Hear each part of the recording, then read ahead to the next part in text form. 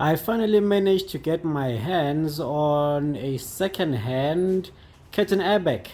So now what I'm going to do is go inside the vehicle, take out the old one and prepare to install this new second-hand one. I've gone ahead and removed the roof liner, and on the right you can see the perfectly fitted and still intact curtain airbag. But if we turn our attention to the left, we can then see the one curtain airbag which we need to replace, and you can see obviously that it did explode and was subsequently cut off, I'm assuming just to tidy things up a bit. Now for the roof liner, it actually has 3 on either side, so it's 6 in total, but 3 main screws and that hold it in place. There's one over here that goes in there that also holds the sun visor. There is one here at the back of the B pillar, and that holds this trim panel also in place, and the hanger for your coat. There is one lastly here at the back, and there's 2 clips over here by the lights. There's 2 clips here by the lights that hold it up in place as well, and another 2 clips here, so almost like rivets here in front that hold it in place by the lights there as well. And yeah, so what I'm gonna go ahead now and do is just to remove this curtain airbag. There seems to be clips here that you can twist and get it removed. I'll just try and figure out how to do that. The one thing that worries me is that I see a lot of rivets here, and I've seen online that people end up drilling these rivets out. I'm hoping to find a way to get away without having to drill these out. If I can't, obviously I'll have to drill them out, and I'm thinking of how I could possibly use screws to actually screw back the new curtain airbag, but I'll think about that some more and see if it can be done. For now, let me try and figure out how to get this removed, and then I'll catch up with you once I've figured that out. I eventually got the old airbag out, and how I did that was basically just cutting the big pieces off of it, and it left me with just the pins to remove. So I damaged this part a bit because that's where I was still basically learning how to get this out, but for the rest of them, that's the other one, so that looks much better, and that's another one, looks almost perfect. And oh, let's get a look at the last one over there. So that one also looks much better. Okay, a little bit, some scratches around it, but yeah, that's that. So to get this out, looks like rivets were used to install it, so we'll have to drill these rivets out. There's just 2 of them, that one and this one over there. So I'm gonna drill those out, remove this airbag, and then we'll install the new one.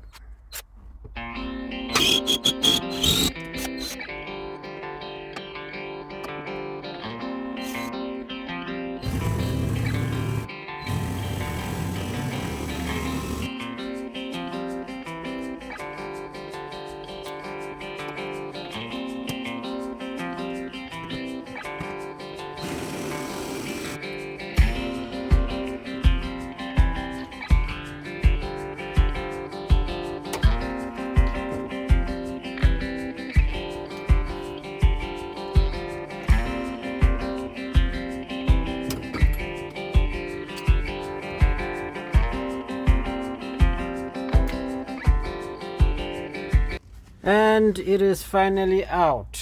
So there's the old airbag, fits in obviously that way, and I still need to get this rivet piece out as well as that one out, but at least the connector seems to be undamaged, and yeah, which is a good sign.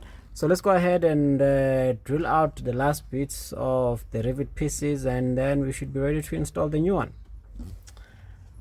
So the rivet pieces are out, and we've got a nice, almost perfect circle on the one side.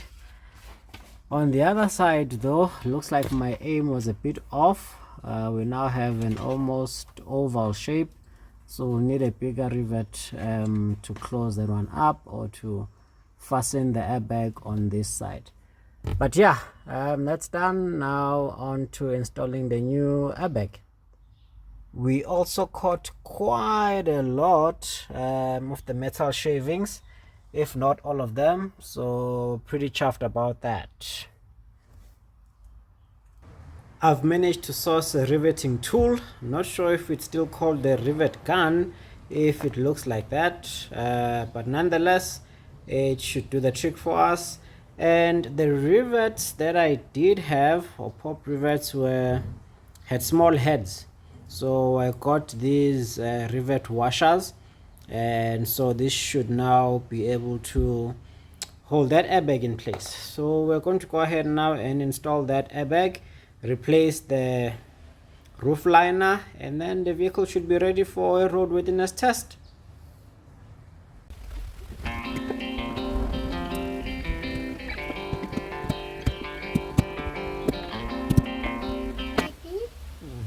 I'm going. I'm working? Yes.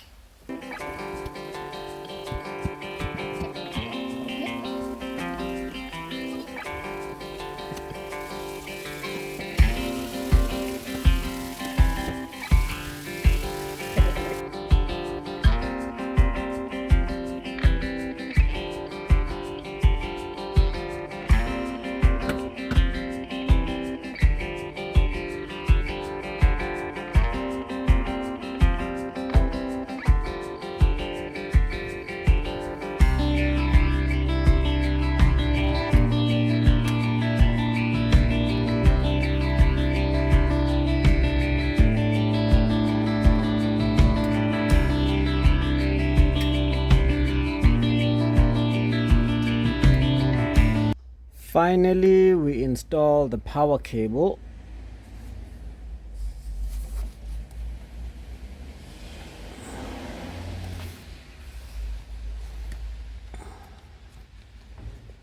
And that you really simply do by pushing it in there. It's a bit of a challenge for me now, because obviously I've got the camera in one hand. But there you have it. The cable is installed and the curtain airbag is installed, obviously held in by these 4 clips that I mentioned. So that's the first one there. I'm just pulling it to make sure that it's tight. I'll come back to the rivets. This is the second one, that's the third one over there, and finally that one on the A pillar, or just on top of the A pillar. All of them seem to be fastened hard enough, and then obviously we've got the rivet with the washer behind it, like I explained. That's the one, and then there should be one here at the back, same thing, rivet with a washer behind it. And if I try and move the airbag, it is fitted on very tightly. So I think that does it for the airbag. Let's just show the zoom out, and there it is. I think it turned out pretty well. This is the right hand side, just for comparison's sake, and this is the left, where we've just fitted the new old airbag. Now that the airbag's been installed, the next thing is to install back the roof liner. So yeah, let's go for it.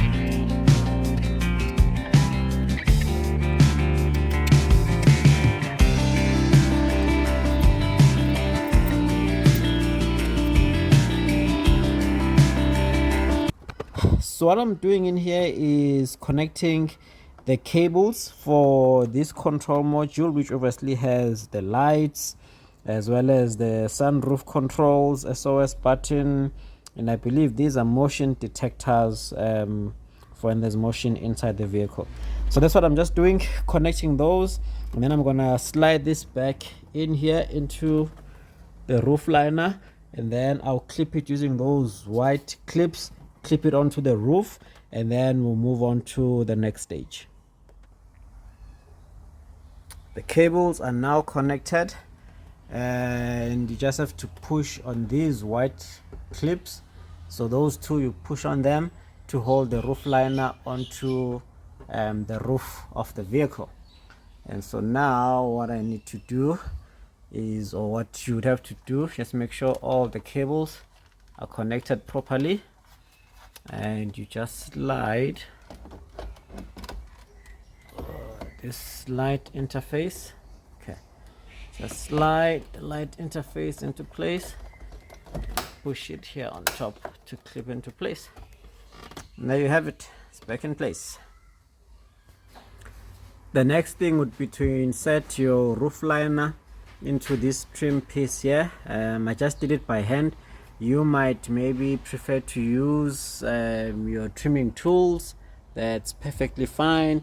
The idea is to just make sure that your roof liner is inserted inside this trim piece over here. The same thing here around the doors, around this rubber seal. So I've just gone ahead and inserted it again using my hands, my fingers. You might choose to use again your trim pieces or your trim tools. I found it better to just use my finger just to insert it, and then just run my finger like that all the way, and that obviously gets the trim piece or gets the roof liner behind the rubber piece. Okay, I've hooked those in place, and then the last step obviously is to just press on these so that they go into these holes, and then just press on them to clip them in place. This one, and then press on the other one. Let's see, there you go, and there you have it. It's now clipped in place, looking quite nice actually. On this side, so we need to get this behind this rubber piece here, finger. So I just use my thumb in this case, and then just keep pulling on the rubber piece, and then behind you as it trails, it now sits on top of the trim piece. So we do this all the way to the top. That's why I said you might prefer to use a trimming tool, but I found that by hand it works much better. And there you have it. There is a bit of a gap in here which I don't like very much, but this thing was damaged a little bit when the airbag popped, so there might not be anything I might be able to do about that, but we'll see. And then yeah, next thing, just wipe it clean. Yeah, I mean, it's not necessary, but I prefer to just clean it up, clean the place up while I am here, because who knows when I'll get the chance to come back in here again. Okay, I just took this off, this whole trim piece off, and just reinstalled it or reinserted it again, and just align this, and it looks so much better, so much better. There's not that gap and hole that was there before. So yeah, we're getting there. Gonna do the same thing on the right hand side, and then we'll move on to the back and just install the last trim pieces in there. Those rear trim pieces are in place both on the left as well as on the right. So the next thing is to screw on those coat hangers on both the left and right hand side. But before we do, just to have a look there, obviously This is sagging a little bit. I don't know how I can get that to fit nice and tightly over there. Obviously that's where the airbag deployed, so it was bent for a couple of months before I got this vehicle. So I'm just gonna think around, look online, see how I can get this tucked nicely so that obviously it looks nice and proper. There are some creases as well over there on top, not very noticeable, but still there, so I'll see what I can do about that as well. If you know how to get rid of these or how to get this pushed up all the way there, please let me know in the comments below. I'd really appreciate it. Next, we install these on both the left as well as the right, and they simply clip in place, no screws for these ones. Done. The final pieces now of the puzzle are just the sun visors, obviously on both sides, and those A-pillar trim pieces, and then we should be done. So the roof liner has been installed. The sun visors over there on both sides, the A-pillar trims have both been installed. Obviously the dashboard looking quite nice, and yeah, this is obviously the right hand side, all good there. On the left, where obviously the airbags or airbag had deployed, you can still see a bit of sagging over there. Let's see if I can switch on the flashlight maybe for better lighting. So you can see there is a bit of a sag over there, and across the whole roof liner you can see that something had happened over there. Unfortunately we can't run away from that. Probably the best thing to do would be to replace the full roof liner, but I suspect it would be very expensive from BMW or elsewhere. So I just need to find a way to reduce or minimize the appearance of these creases here, and I'll try and find a way to prevent this from sagging. But yeah, like I said before, if you know how, please let me know. I've also just gone ahead and vacuumed the floors and wiped wherever I could, like on the dashboard and the parcel tray here at the back. The next thing that I'm going to do now, yeah, let's start up the vehicle. Let's see if everything is still running fine, and thereafter we'll then install the passenger seat, which will be the final thing before we take the vehicle or book it in for a roadworthiness test for tomorrow. Alrighty, first start after installing the curtain airbag. Let's hope nothing else deploys. See if she switches on. Looks like everything is there, and let's fire her up.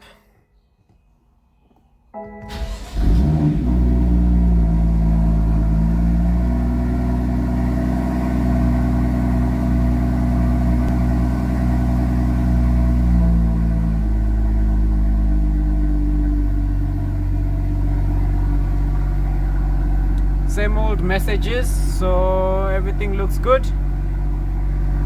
It's just at the roadworthiness testing station, they do a basic walk around the vehicle just to make sure everything seems fine.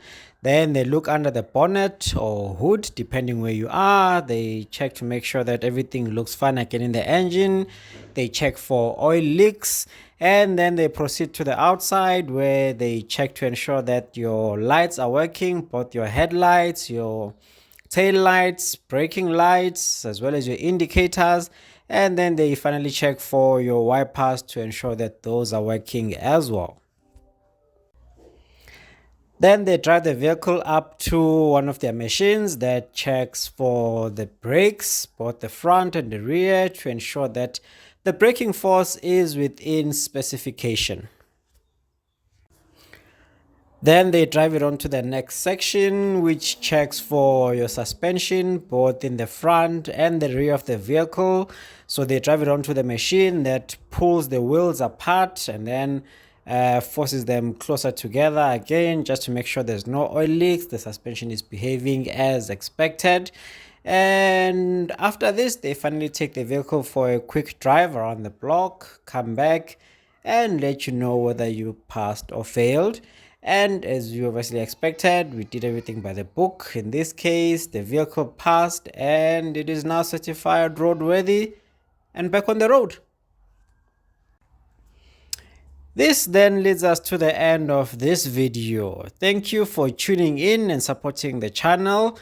If you have not yet subscribed, please do so by hitting the subscribe button below. And do remember the twins, which is to like and share, as well as their distant cousin, which is to leave a comment below. And we'll then catch you on the next one.